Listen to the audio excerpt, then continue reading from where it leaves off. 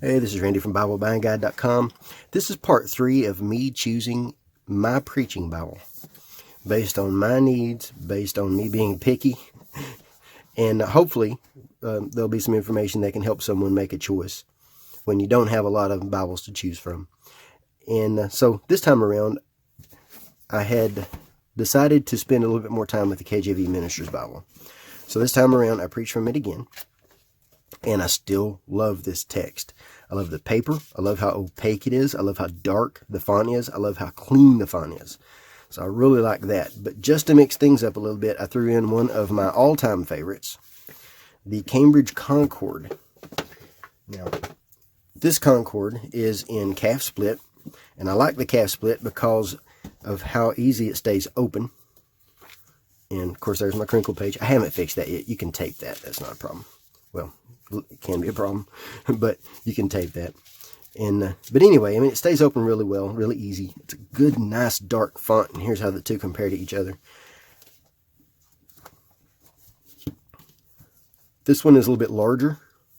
They're both about equal in darkness. Actually, I think this might be a little bit darker, mostly because it's a thicker font. This is the Comfort Print text. Looks really sharp and nice. This is a 9-point. This is noticeably a touch smaller. Compared to this one's 9-point, this looks more like an 8-point. Now, this one, I think they call this a 9-point or something along that line, but that's when compared to a Times New Roman, which is a little bit smaller of a font. But it looks really nice. Now, one thing I've noticed when preaching from either of these, this one does have a little bit more show through, but it wasn't so bad that I didn't want to preach from it. I had no issues preaching from it. The paper's thinner. This is around 30 GSM. This one is 36.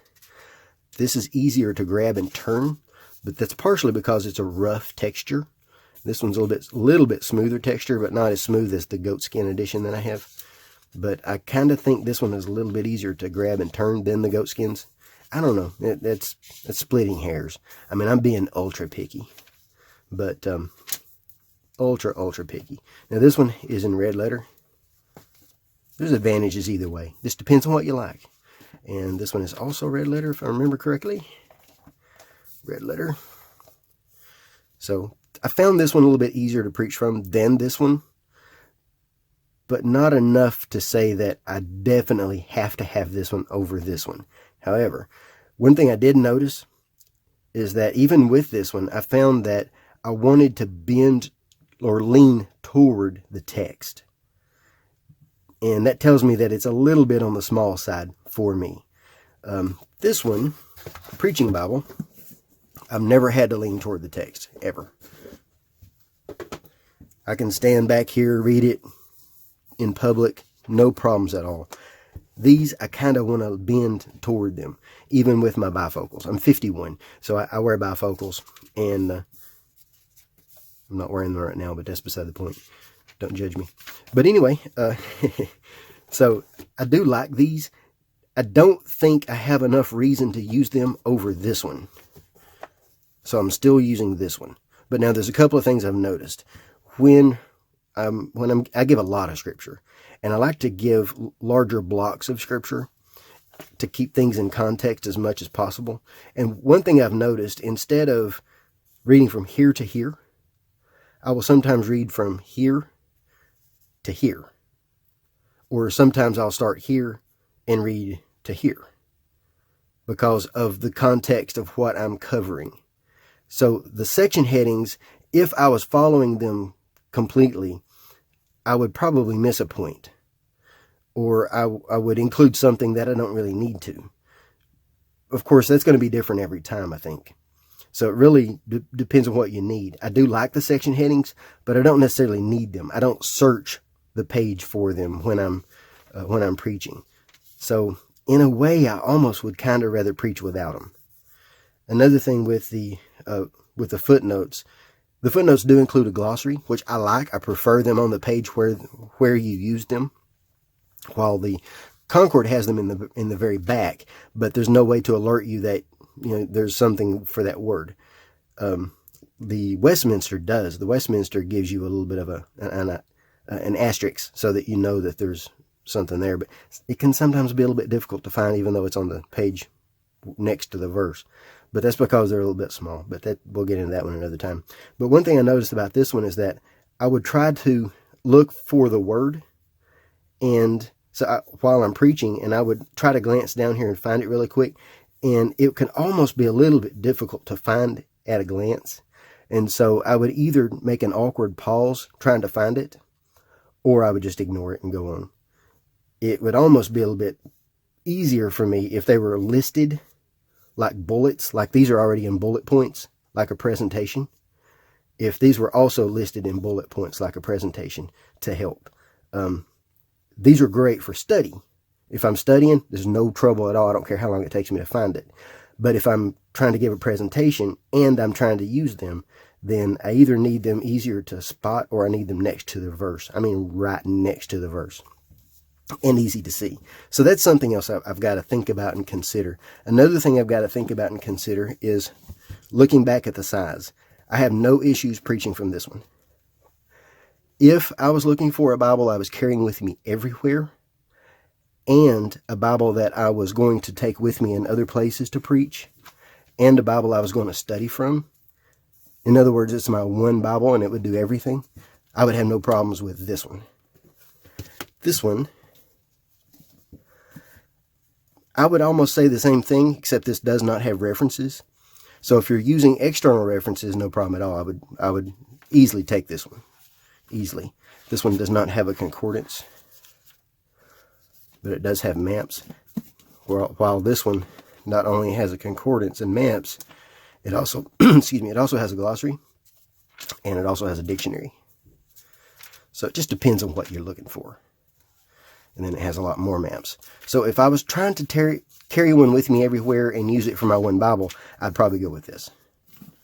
But if I'm not going to use it as my do everything Bible, if I'm not going to carry it with me everywhere I go, if I'm not going to use it as my main reader, then I really don't need to focus on a smaller Bible with smaller print. In that case, then I'm better off with the larger print. Simply because that way I don't have to bend down and you know, draw closer to the text to see it. Another thing to consider, though, there is another advantage in using a small text. So if I do decide to use a small text, then I need to get another advantage from it. And that could be the fact of, you know, being able to carry it everywhere. It could also be from the fact of having wide margins or having other material. So that's something else I got to consider. Do I want wide margins or not? Or do I want anything at all?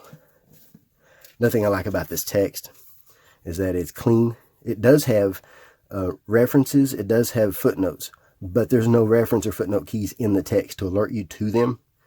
And I use this more than I use this.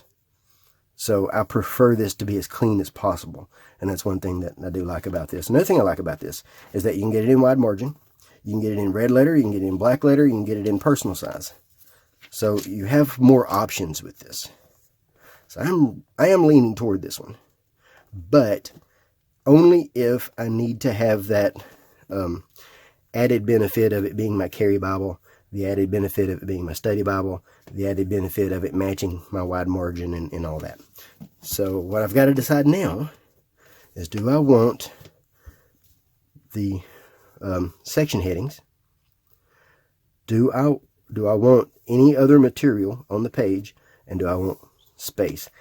I would almost rather have this next to the verses so I can just look at it at a glance as I'm preaching. And I don't really need those verses or the text quite this big, but I do like it this big. I do like this text a lot. So that's where I'm at. Do I want a big Bible or a small Bible? So anyway, just more ramblings. I'll try a few other Bibles in comparison with this one as far as the large print, and then I'll get into trying some wide margin editions, and I'll get into other formats, because another advantage in a Bible that's small enough that you can carry with you is that you can get a format such as, well, hang on, such as this one as an example. I preach from this one a lot, actually, the Clarion. And I find it easy to find the verses simply because I can look down here and, you know, it's going to be in the area. So, like verse 5. In this case, 5 is not quite so close. But they usually are, like 6, 6, 7, 7, 8, 8. So, you know, it's easy enough to cheat most of the time. But as you can see, it's not guaranteed. It's not 100%. But it's easy enough. So the question is, do I want a layout, you know, layout that prefers the text itself? For example, I can tell at a glance that that's a letter. I can tell at a glance what's poetry.